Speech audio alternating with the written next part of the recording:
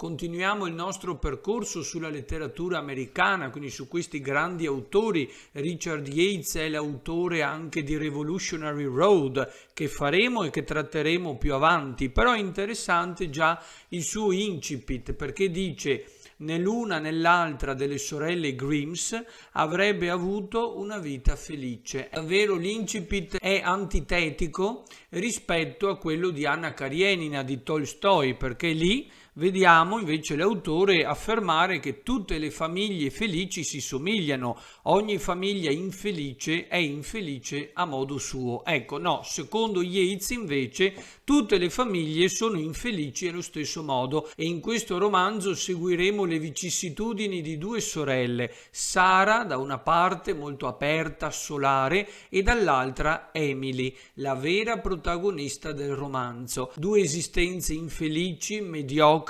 una vita spesa in grandi aspirazioni, in grandi sogni che poi si sono tutti puntualmente infranti. Sara sogna di essere una grande scrittrice, comunque si scopre molto abile nell'uso della scrittura, delle parole, ma finisce sposa di un uomo che la maltratta e soprattutto è vittima quindi di violenza domestica. Quindi scopriremo poi che Sara replica la vita anche della madre, perché si darà all'alcolismo, quindi ci sono vari problemi molto importanti toccati in questo romanzo. E dall'altra parte invece Emily, molto più chiusa, più introversa, molto più indipendente rispetto alla Sara, e il lettore prova subito una grande simpatia verso Emily, perché fin da piccola insomma tenta di essere indipendente, avrà diverse occupazioni, lavorerà per un lungo periodo anche presso alcune riviste.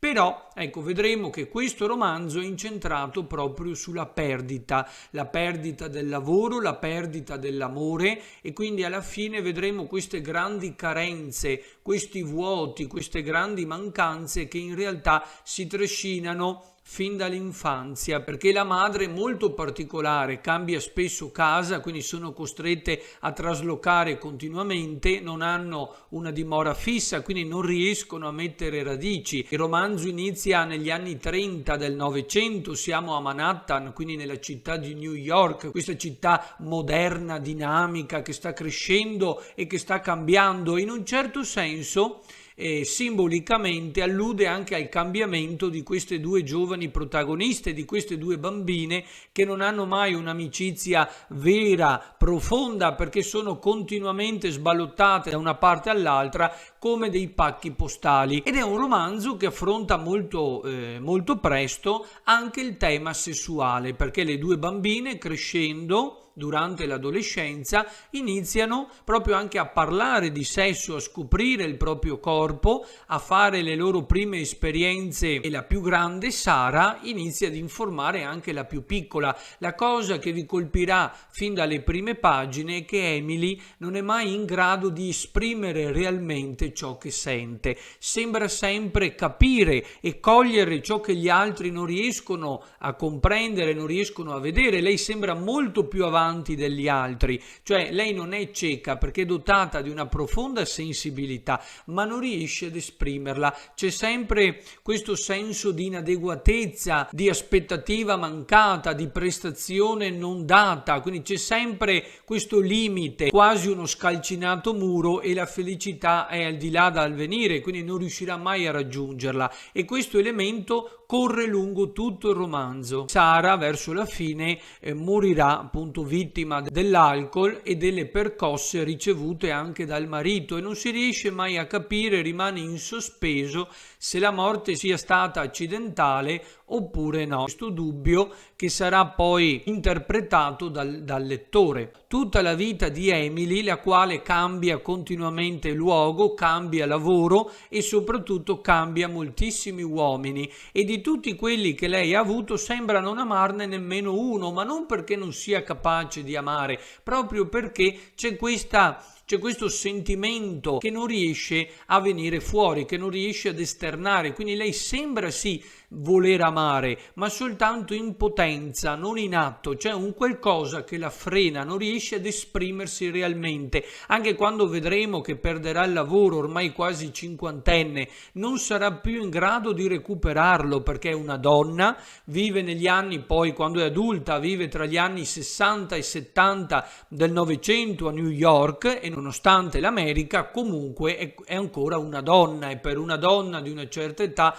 trovare nuovamente lavoro non sembra affatto facile, perché ci sono anche molti pregiudizi legati a certi tipi di lavoro che le donne non potevano ancora fare o per i quali era preferibilmente richiesta la figura maschile. Non è un caso poi che il romanzo inizi proprio con il divorzio dei due genitori, la separazione. Poi vedremo che Emily soffrirà tantissimo per l'assenza del padre, quel padre che sembra vedere un po' più spesso Sara rispetto ad Emily, ma Sara sembra comunque assaporare maggiormente le gioie della vita rispetto ad Emily, perché si fidanza, poi molto velocemente anche si sposa, quindi sembra che tutte quelle aspettative verso il lavoro, verso la famiglia vengano poi attuate e realizzate. In realtà vedremo che nel tempo si arriverà invece al declino e poi alla morte. Dall'altro lato invece Emily sembra molto più lenta, sembra che queste aspettative non siano mai poi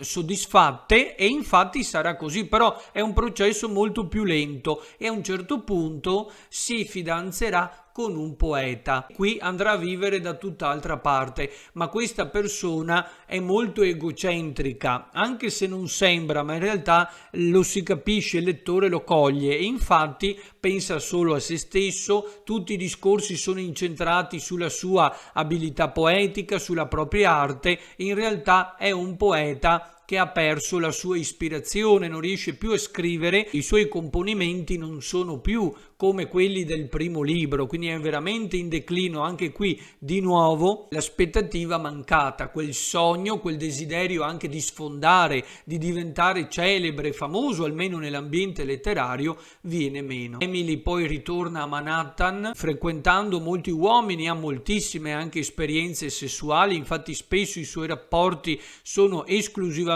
di natura carnale, spesso e volentieri anche alla sera quando torna a casa dal lavoro si sente sola. La solitudine spesso non si vede, ma è sempre presente come un macigno che pesa fortemente sull'animo della nostra protagonista. E infatti dopo aver cenato deve riempire quelle ore di vuoto, perché quelle 2 o 3 ore non sa mai come riempirle. Proviamo a vedere anche al giorno d'oggi, no? Quando abbiamo un'ora libera la dobbiamo riempire in qualsiasi modo, perché avere la mente libera ci spiazza, perché ci costringe a ragionare, a riflettere e a renderci conto della nostra reale condizione di vita. Quindi potremmo anche scoprire di non avere vere amicizie oppure di essere soli, ed è la stessa cosa che capita a Emily. Un po' alla volta inizierà a colmare questi vuoti con l'alcol e con gli uomini. Il finale poi è straziante: morirà la madre, poi perderà la sorella, ecco di nuovo il tema della perdita, della lacerazione, quindi davvero a livello emotivo deve sopportare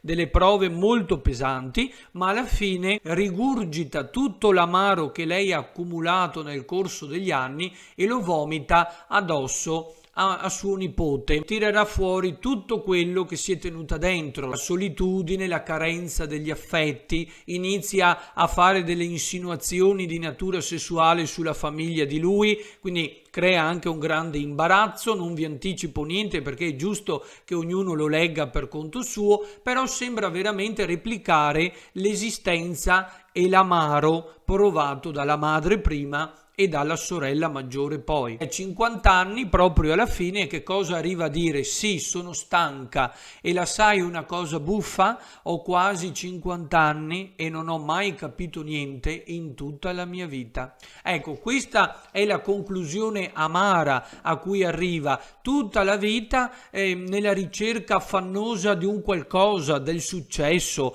della scalata sociale, di una carriera brillante, di una famiglia in realtà realtà lei non ha mai neanche pensato al matrimonio, però né i figli né l'amore vero, quel vero sentimento, no? Quello che fa battere forte il cuore, lei non l'ha mai trovato. Ne ha avuti tanti, ma nessuno le ha dato quel brivido, quella gioia per cui veramente valga la pena di vivere, e ogni volta che conclude una relazione si sente sollevata e ringrazia per essere ancora libera e indipendente. Ma interessante è anche il titolo, Easter Parade. Che cosa significa? La parata pasquale, quindi questa sfilata pasquale, e allude ad una fotografia, quindi ad un'immagine che ha immortalato per sempre un momento spensierato della vita delle due giovani sorelle. Verrà fuori ad un certo momento del romanzo e ricorderanno con grande nostalgia e con grande dolore e dispiacere questo momento di spensieratezza, di quel passato che sembra sempre migliore rispetto al presente,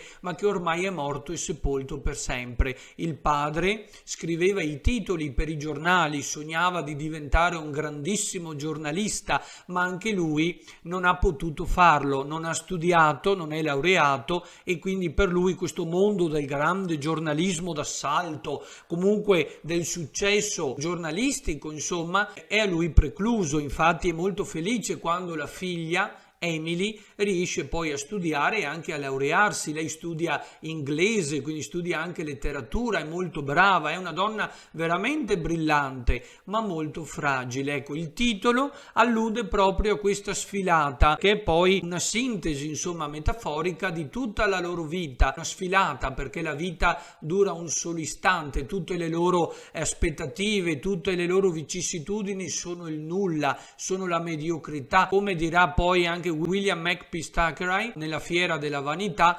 vanitas vanitatum et omnia vanitas est, vanità delle vanità, tutto è vanità. E infatti anche il tema pasquale allude proprio alla rinascita, alla morte e poi alla risurrezione. Viene interrotta, viene infranta, si muore, c'è la frattura, la perdita, ma non c'è poi la rinascita, la rifioritura. C'è solo questo sfogo finale che però non arriva a nessuna conclusione. Ed è quello che ci ha anticipato l'autore già nelle prime righe. Le due sorelle non avrebbero mai avuto una vita felice, pertanto possiamo dire in quest'altro grande romanzo del Novecento non è assolutamente vero che tutte le famiglie sono infelici a modo loro, perché tutte sono infelici secondo Yeats allo stesso modo.